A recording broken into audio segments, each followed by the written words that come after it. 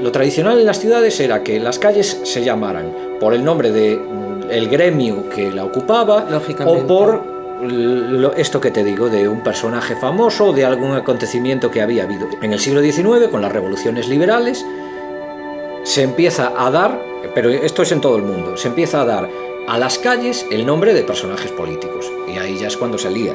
Porque claro, ganan los liberales, nombres de liberales, ganan los conservadores, nombres de conservadores.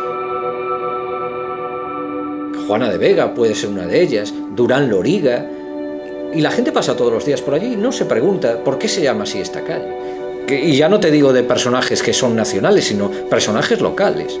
Calles que tú pronuncias todos los días, pero que no sabes quiénes son. La gente mayor le sigue llamando Garás a Linares Rivas. Eso es una cosa preciosa.